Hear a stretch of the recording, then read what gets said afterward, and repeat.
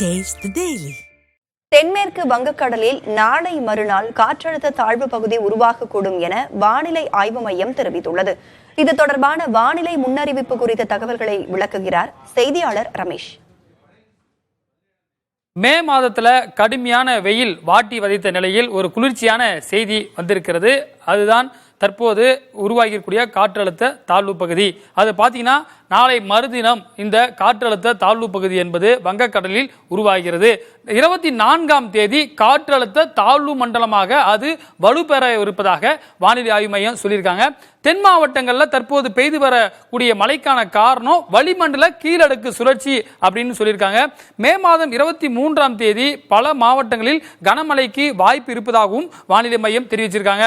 அடுத்ததாக பார்க்கும் பொழுது இந்த ரெட் அலர்ட் என்பது கூட விடுக்கப்பட்டிருக்கிறது 4 மாவட்டங்களுக்கு. அது தமிழ்நாடு மேப்ல நீங்க பார்க்கலாம். கன்னியாகுமரி, நெல்லை, தென்காசி, தேனி உள்ளிட்ட பகுதிகளுக்கு இந்த ரெட் அலர்ட் இந்த சுழற்சி காரணமாக அது காத்தை இழுக்கிறதன் காரணமாக அந்த பகுதியில் 20 சென்டிமீட்டருக்கு அதிகமான மழை. அதாவது ரெட் அலர்ட்னா ஒரு நாளைக்கு 20 சென்டிமீட்டர் அளவுக்கு மழை பெய்யும். குறிப்பாக பாத்தீங்கன்னா வடகிழக்கு பருவமழை போன்ற காலகட்டத்தில் இது போன்ற மழை பெய்யும். ஆனா இது போன்ற ஒரு மே மாதத்தில் ஒரு குளிர்ச்சியான செய்தி கிடைச்சிருக்கிறது.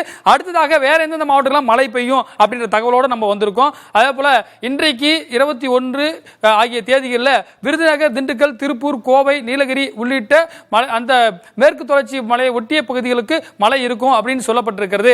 அது மட்டும் இல்லாம வேறு சில மாவட்டங்களுக்கான கனமழை குறித்த அறிவிப்பு. இது மிக கனமழை சார்ந்த விஷயமா இருக்குது. அடுத்ததாக நம்ம பார்க்கக்கூடியது கனமழை என்ற ஒரு பட்டியலில் இருக்கக்கூடியது. இன்றைக்கும் நாளைக்கும் மதுரை, புதுக்கோட்டை, தஞ்சை, நாகை, பெரம்பலூர், அரியலூர், திருச்சி, மயிலாடுதுறை, திருவாரூர், சிவகங்கை என தமிழகத்துடைய தென்பகுதியில் இருக்கக்கூடிய அனைத்து மாவட்டங்களையும் கவர் பண்ற அளவுக்கு மழை, கனமழை என்ற ஒரு பட்டியலில் இதையெல்லாம் வானிலை ஆய்வு மையம் லிஸ்ட் பண்ணியிருக்காங்க.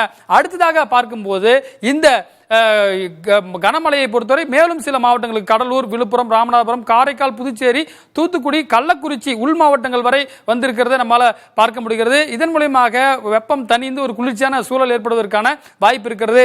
இந்த பார்த்தீங்கன்னா இது முழுக்க முழுக்க அடுத்ததாக தென்மேற்கு பருவமழை தொடங்கி இருக்கக்கூடிய ஒரு விஷயத்தை நம்ம பார்க்க முடிகிறது. மேற்கு தொடர்ச்சி மலைப்பகுதி மாவட்டங்களில் அதிக கனமழை 22, 23ஆம் தேதிக்கு ப்ரெடிக்ஷன் கொடுத்திருக்காங்க வானிலை ஆய்வு மையம். இதில் மற்றொரு முக்கியமான செய்தி நமக்கு கிடைத்திருக்கிறது என்னன்னு பாத்தீங்கன்னா கடந்த நேற்றைக்கே அந்தமான் மற்றும் மாலத்தீவு பகுதிகளில் தென்மேற்கு பருவமழை என வழக்கமா 2 விதமான பருவமழை தான் நம்மளுக்கு ஹெல்ப் பண்ணிட்டு இருக்கு.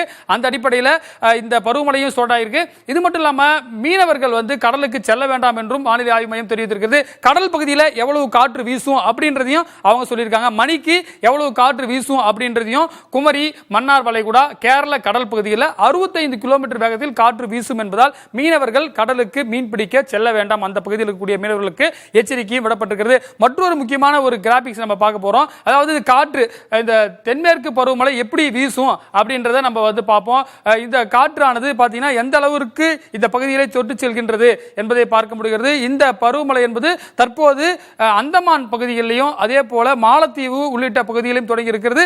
தமிழகத்தை பொறுத்தவரை இன்னும் ஒரு சில தினங்களில் அதாவது 30ஆம் தேதி வாக்கில் இந்த தென்மேற்கு பருவமழை தொடங்கும் என்றும் வானிலை ஆய்வு மையம் தெரிவிச்சிருக்கு. ராதா, நன்றி ரமேஷ் விளக்கமாக கூறியதற்கு.